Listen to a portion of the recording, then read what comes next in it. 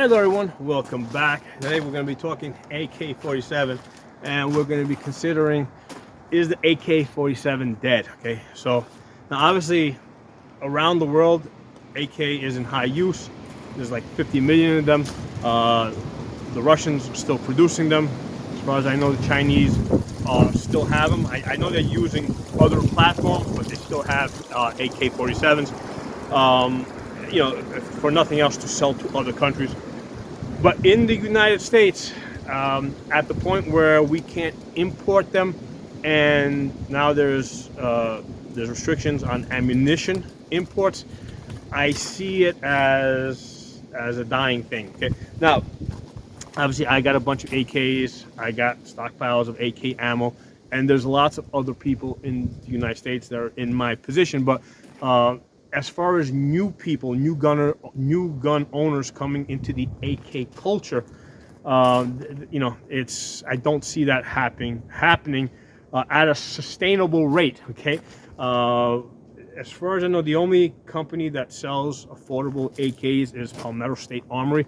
There might be one or two others. I mean, that if I was to go buy an AK right now, that's where I would go. Now I have lots of Palmetto AR-15s, AR-9s, AR-10s. I've been satisfied with all of them. I can't speak about other things that they sell. Okay, I haven't had experience with other things that they sell. Okay, so I've heard mixed opinions. I've heard mixed opinions on other products, but on ARs, yeah, they've got that figured out. Okay, so that's where I would go if I wanted to get an AK. The problem is that they're like $1,000 plus. Okay, when I got this Romanian one, I mean, I was getting these for $500. Okay, so I was getting these at $500 at a time when ARs were like $1,000 plus, $1,200, $1,300, $1,500. We're talking budget ARs. Okay, so at the time, you know, if I had a choice, $500 AK, you know, $1,200 AR, yeah, absolutely, man. I'm an AK guy. Okay. So I started off as an AK man, okay? I didn't get into ARs until the price came down to $700, okay? That was like, okay, AR, $700, let's try that out, okay? And now things have flipped, because now we got ARs. You can get good budget ones for $500. Your budget AK is like $1,000 and up, okay? That's for a budget AK, okay? So I remember, I mean, there was a time when, when I was getting this one here for $500. Yes, there were AKs out there that would cost $1,000, but those were like the premium ones. Okay, so as far as like new people coming into the gun community, because that's what my focus is, new people. I'm a gun instructor. You know, my goal is to grow the gun community. And what happens is, you know, with new people coming to me for training, I mean, at this point with the newbies, I mean, they're all going straight into ARs. Okay, they're not even thinking about AKs. Occasionally, I'll get somebody that wants to try both of them. You know, I mean, on their own, they usually go towards ARs. The price is a big driver, but when we start talking about using it, right, and have them start going through some drills, that pushes them straight into ARs. First issue is that with ARs, you know, you get yourself an AR, and you know you're ready to put an optic on it. You put a magnifier back here. You can put a light any way you want, right? If you don't like where I got my light, you can put it any way you want on here. You got plenty of room, okay? You know, you want to put flip-up sights, you can put flip-up sights. With my SHTF setup, what I usually do is I put the red dot magnifier. This goes on and off as I need to, okay? And then I'll put a front flip-up sight here and the rear flip-up sight there. It works pretty good for an emergency situation. Keep an Allen key in there. So if I need to move my flip, let's say the red dot goes bad, right? For the emergency, I can use the flip-up sights here and there. And then at my convenience, I can remove the red dot, remove the magnifier, and I can move the flip-up sights wherever I want. Okay, so this is very, very flexible. So you can get this $500, you know, ready to go. With the AK, right, when I got this Romanian one here, right? So when I got this, it did come with the stock, right? It did come with the M4 stock, but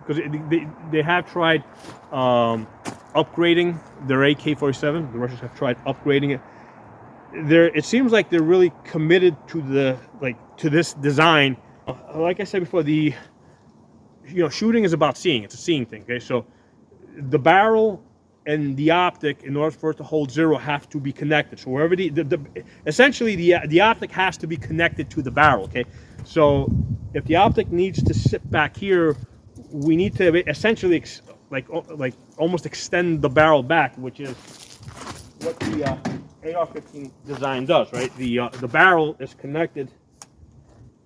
Barrel is connected to the upper receiver. So when I have the optic back here, it's almost like it's connected to the barrel. Okay, so what I would recommend to the Russians, okay, if they would listen to me, is start off with a monolithic barrel upper receiver design, and then the bottom can be whatever you want. Okay, which is how the SCAR 17 was developed. Okay, they started off with the barrel and the place to put the optic on the back, and then they built out the bottom. Okay, so I mean the internals of the SCAR bottom, the internals of the SCAR, trigger group, the way the bolt works, all that, it's slightly different, but none of that matters, right? What matters is that the barrel needs to, is up here and your eyes are back here. Optic needs to go someplace in this area, so you need something that's connected from here to the barrel. Okay, that's the starting point of developing a gun, and that's what they did with the SCAR 17 design. That's what I think the Russians should do as well.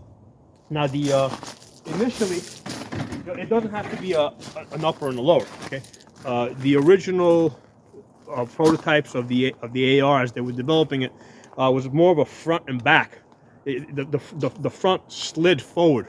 The bolt carrier and the bolt and the buffer weight were not separated. It was one. The bolt carrier, essentially, your buffer weight is your bolt carrier cut in two. Okay, so in the original prototypes, there was the bolt carrier and the buffer weight were one thing. When they went to the upper lower design, that's when they had to split off a section of the bolt carrier because because of the way they were separating the upper and lower, and the buffer weight ended up back here. Okay, so the point is that it doesn't matter where they go with it, where they end up, as long as the barrel and the optics are connected. That's really what it comes down to, and that is the difficulty that the AK-47 is always going to run into. Okay, the fact that this section over here, is not stable enough to put an optic. Okay, you could do the side mount, and by the way, the original AKs that they developed didn't have a side mount. That it was kind of like an afterthought. So they put the side mount here. If you take a side mount, like an optic on top of AK side mount, and you push down on it, you're going to see that it moves. Okay, it doesn't matter how hard I push on this, that's not going to move. Okay, so it's got to be designed in such a way that it doesn't move. Okay, so aside from the optics, and we talked about the optics, the optic part, because that is the most important part, right? But other issues I have with this is, since this area here is mostly unusable, everything gets pushed to the front here. Everything's very crowded up here, right? Because I need a place to put the optic, I need a place to put my hand. Okay, I need a place to put the sling, right? So that's there's a little thing over here, but when I tried putting it there, it was getting like caught up, so I had to put like a 3-slot rail here in order to put the sling. I need a place to put the light. All right, let's talk about the light for a second. If you try to put that light here,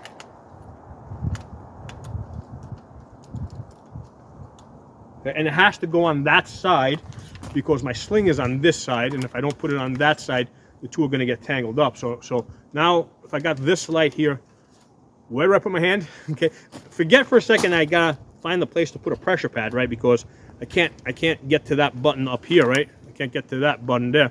So I have to attach a pressure pad, which is actually going to make this maybe a little bit longer. And now I got a wire that's coming out from here, so even less space. So where's the pressure pad going to go? And regardless of that, even if there's no pressure pad there, where am I going to put my hand on? So the solution that I have found for this Here's the pistol light.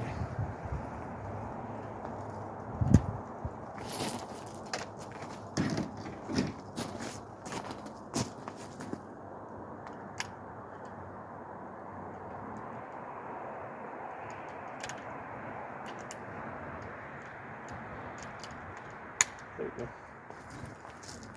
It goes on and off. It's just I'm getting a little. I'm a little goofy with it right today.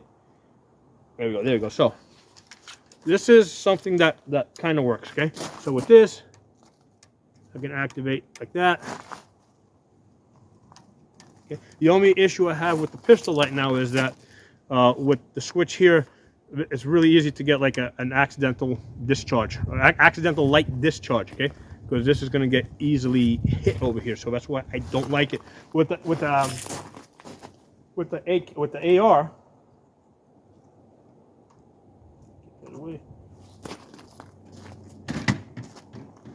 Because I have so much real estate, I can put that to the front.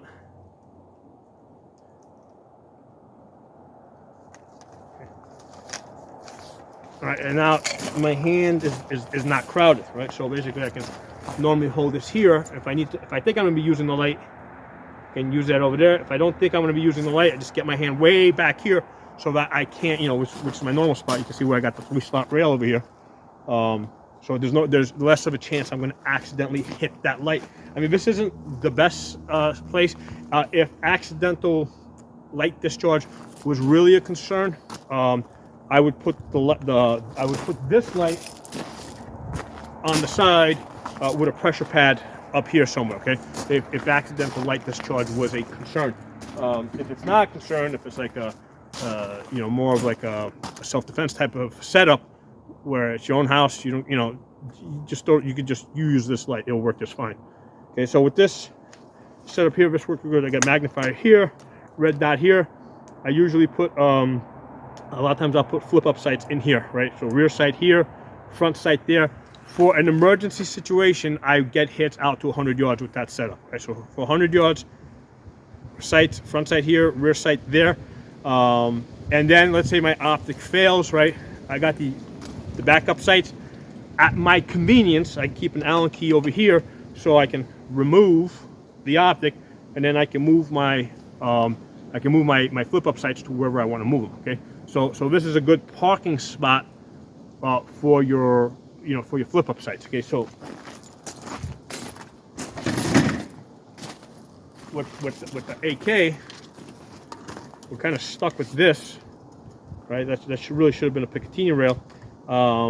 You know, I mean, we're just stuck with it. But if I had, let's say, a rail dust cover here, right, and let's say rail coming up to here somewhere, I would put rear sight here, front sight over there.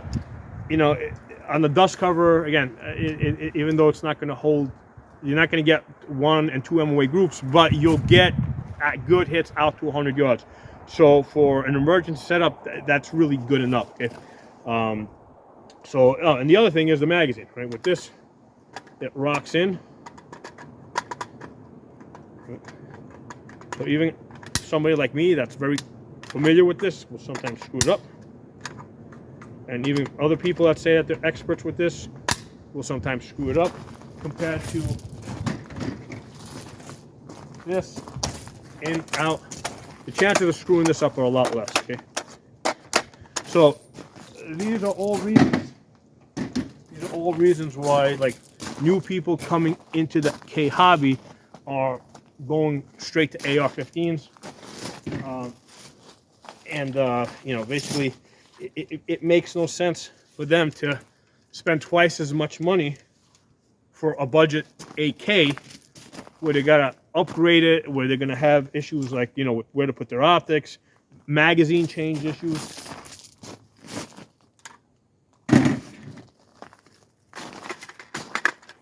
Okay. Oh, and then there's the issue of now how you're gonna charge this. So with this, you gotta come over the top here. Charge. That's how I charge it. Some people come underneath the bottom. You got the safety selector issue, you know, where basically this is a pain in the ass. Okay. If you loosen it up, you can loosen it up by lifting it up and folding it in or out. You can make it a little bit looser, a little bit tighter. I mean, over time, you'll get too loose, or you can get too loose or too tight. But it actually works a lot better for the lefty. Because for the lefty, it's a lot easier to charge from here, right? And then they can bring that hands back here and work this like this. So an AK works a lot better for a lefty, actually. With the AR, you know, you're charging it from here, you know, so that'll work lefty or righty. And then you got your safety selector here. You got the ambidextrous one, right? Usually what I do is I get the $35 ones. And what I do is I shave them down a little bit so that when I have my finger straight, it doesn't interfere. Okay. Okay, you can see how that works. Okay, get this out of the way. So I mean, just simple stuff like this is like, how you gonna do that on an AK? So as far as like, what is the place of an AK? Because obviously I'm not gonna get rid of my AK. Okay, I like my AK. It's a great gun. Okay, it's becoming more and more of a novelty. It's kind of like not quite at the level of like, yeah, there's a big like following for like G3s and FALs and a lot of these other guns in the United States, right? But those are definitely seen as more as like novelty guns. I don't think that there's that many people out there that say that their FAL or their G3 is their go-to gun for SHTF, okay? They usually have something else. They got an AR. Now, AK-47, yes, there's lots of people that still have AKs as their go-to gun, but I think that's going to start becoming less and less as old guys like me start dying off, okay? And what's going to happen is, you know, it's going to be more and more AR guys, you know, unless something like drastically happens with the import laws where we can start getting like $500 and $400 AKs again, okay? So unless something like that, and also cheap ammunition. So unless something like that happens, yeah, I mean, AKs is now becoming more of a novelty thing than like when I got into it. It was like, you know, the reason I got an AK is because I can't afford an AR. You know, I mean, there was, you know, back when I got into it back in the early 2000s, mid 2000s. That's what it was, right? And back then there was also the reliability issue. That ARs were known to be a little bit less reliable than AKs. The issue with ARs was the magazines. The aluminum magazines, like they would get dropped on the feed lips, they would bend. They would bend just a little bit. You couldn't even see the bend, but that would cause feeding problems, nose ups, nose downs. So you couldn't see that the magazines were bent. So once the PMag came along and fixed, the PMag fixed the AR-15, right? Because once the PMag came along, then your magazine was either broken or not broken. Okay, so you know, if the magazine was not broken, you had a very reliable AR-15. Then you had other companies like Lancer. You know, AR-15 became a super reliable platform. So that was the other thing that kind of like, you know, kind of stopped the growth of the AK. Okay? Now, as far as like me, like what do I see the role of an AK? To me, it's anti-material, okay, or lightweight anti-material, because like my ARs are my main go-to guns. I've had them out to 500, 600 yards. It'll do the job. On soft, fleshy things, 5.56 will do the job, okay? For anti-material, my preferred is an AR-10, okay? Because now, you know, that when we say anti-material, we're talking about like stopping a moving vehicle that's trying to charge you down, right? So we're talking like Mad Max Apocalypse there. So against like vehicles charging at you, AR-10 is great. They can be a little bit heavier, right? So the AK, I kind of see this as the lightweight version. So like an AK for me would be ideal if you were doing like a vehicle checkpoint, right? Where there's a chance that somebody might be charging at you with a vehicle. I think I'd still want to have an AR-10. But an AK is going to deliver a little bit more power than the AR-15. So that's where I see the role of the AK. Now you might say, why not a 300 blackout? Okay, so the issue that I have with 300 blackouts is that it is very easy to mix up the 5.56 and 300 blackout ammunition. And if a 300 blackout goes, because you got the same magazines, the cases are about the same.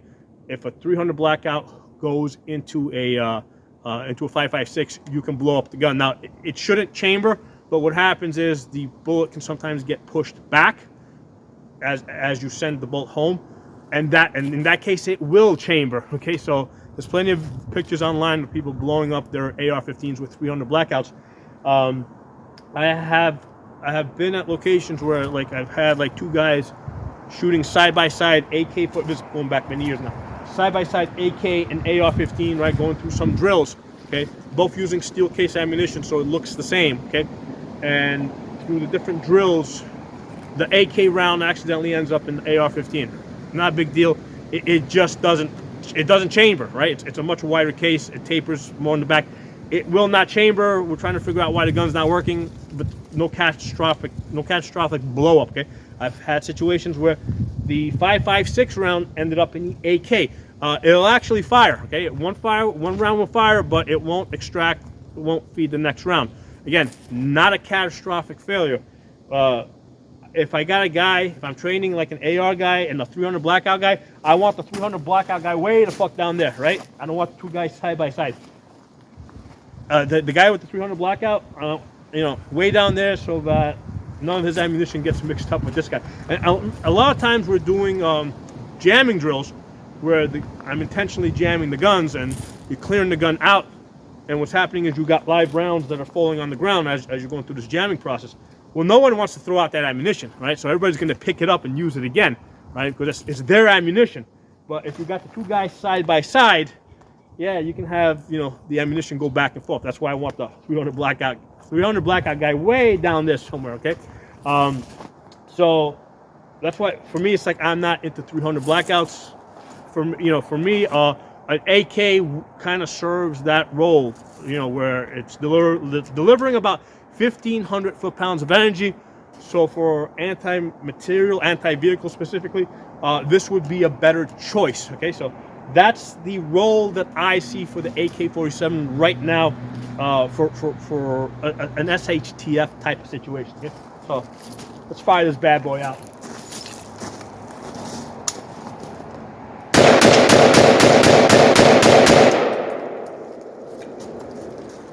I haven't fired that in a while, so yeah, it definitely rocks you a little bit more when you start doing the the rapid fire. Like boom, boom, boom, boom. You can feel a little bit more slapping in your cheek. Nothing over here. That's not a big deal, but yeah, you can definitely feel a little bit more slapping in your cheek as you're shooting it. Not something I feel with an AR-15. So you know, another reason why. I mean, I've had plenty of women over the years shoot AK-47s. In most cases, like I'll have them shoot an AK and an AR, and they'll go straight back to the AR. Okay, I'll have women that enjoy shooting the AKs, but they're still better with the AR. Okay, so even the ones that are like super gun ho, that like that, you know, that boom boom boom boom, you know, they still, you know, as far as like being able to hit targets at 50 yards, you know, from a standing position, they still do better with the ARs. Okay, so anyway, I felt like sharing that with you guys today. It's for whatever reason it popped up in my head, and you know what, you know, basically is the AK-47 dead? I mean, it's not dead in the sense that I'm gonna have AKs, my kids are gonna have AKs because they're gonna get my AKs. Plenty of other people have AKs. We got plenty of ammo. They're still going to make more ammo, at least domestically. So it's not going to go away, but it is going to become more of a novelty thing, more of a snob thing, maybe. Not that I'm a snob, but a lot of people are going to be snobbish about it. Like, ooh, I got a Romanian AK, you know. But, you know, when I got into it, like Romanian AKs were considered junk. I hear these things get a nice price today. I mean, I don't even know what it is. I wouldn't even consider selling it. You know, I just don't care about that. Now, some people say that they're indestructible. Absolutely not. I've actually, within about 10,000 rounds, I did break the recoil spring. It did break, and that's what I would consider a failure, because the way the recoil spring broke, which was cracked in half, the gun wouldn't work. So yeah, so in combat, you know, it took about 10,000 rounds to get there, but it will happen. By 10,000 rounds, I have usually broken something in an AR-15. Usually either the trigger is going to start seizing up, or something in the bolt carrier group is going to break. So by 10,000 rounds, either gun, you know, something's going to break. I mean, the AKs are not indestructible. You know, I mean, if you, like I said, if you might say, hey, recoil spring, easy to replace. Yes, if you have one. I mean, I do have them, but if you don't have one, the gun's out of commission. Okay, so drop some comments below. Let me know what you guys think, and I'll talk to y'all soon. I decided to do an accuracy test at 100 yards. Now, I think on this AK or one of my others, I don't know which one I did. I have gotten 2 inches at 100 yards. Okay, but the issue is that I'm using a 2M dot, which is basically like the size of my palm. Okay, at 100 yards, right? Trying to center on that. And you know what? At 100 yards without a magnifier, I can't see that dot. So I'm trying to center this as best as I can on the paper, trying to get the equal amount of white on both sides. Okay? So just using the 2M dot, no magnification, I did get. Now I'm going to I took 5 shots. Okay, I mean, I got that one way out there, which opened this thing up to like 6 inches. I'm going to ignore that. I'm going to say that maybe I didn't center correctly, and I'll do what I normally do, which is take the best 4 out of 5, which is 3 inches. Okay, so that's something that I very commonly get with either AKs or ARs. Okay, using a 2M dot only without magnification. Okay, so this could very well be a 1 MOA gun. Okay, it's just that I don't have a way of figuring that out, because there's no way to put a magnifier back here. Okay, and when I did mount the scope with off the side mount, the groups actually opened up even more. Okay, they opened up even more because it's not stable. Like I said earlier, if you push down on it, it moves. So when I tried this with a number of different mounts, a number of different scopes. When I open up when I put the scope on top off of the side mount, even though I can see the bullseye and hold on it better, the groups actually open up even more. So this is the best way to shoot the AK accurately, at least the ones I have tried. It might be the way. I mean, it looks like this. There's no movement on this. It looks like it's very solid. I mean, I know there's guys out there that say they get like they mount the scopes and they get really tight groups. I mean, I don't know if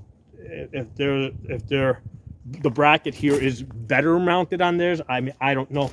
But these are the best groups I get with an AK is just using a red dot, and it's 3 inches, which is not terrible. Okay, let's put it this way. Not that this will get to 1,000 yards and accurately hit anything consistently, but 3 MOA is 30 inches at 1,000 yards. Okay, so at 500 yards, it would be half of that. Okay, it would be about 15 inches. So at 500 yards. So 3 MOA is not terrible. Okay, so that's one of the things that we in the military, I've been told that 3 MOA rifles that shoot 3 MOA are a pass. I mean, I don't know if that's the current standard, but an armorer told me that 3 MOA, even 4 MOA, at least in the past, was a pass. Again, this might have been back when they were just using iron sights. I have no way of knowing that. I don't remember. It was a conversation I had a while ago. But yeah, I thought it'd be interesting to share that. The ammunition was this Red Armor Standard, just because first thing I found. Oh, the brass that I have tried, because I do have some 7.62 by 3.9 brass. The ones that I have tried actually are horrible. The groups open up a lot more, and that's not that's not the fact that I don't have magnification. It's just because if it's consistently shooting worse than what I'm doing here, it's the ammunition. Okay, so the Russian stuff seems to give me the best groups. Tula, I've shot Tula for many years. So the Red Armor Standard and Tula, I have found the best groups. I think the best group I ever got on an AK with a red dot was at 200 yards, and it was I think hold on, I wrote it down. I gotta go look at it. Hold on. Actually, I saved the paper right there. This is a couple of years back, but at 200 yards, it was 3 3/4 inches at 200 yards. So that's just inside of 2 MOA, and that was with the Holosun 403C. Okay, so yes, it is possible to get 2 MOA. You know, if there was a good way to mount a scope, you know, that might come down to 1 MOA. I mean, I don't know, but for the moment, it's not possible. Okay, so hope you guys enjoyed the video. Talk to y'all soon.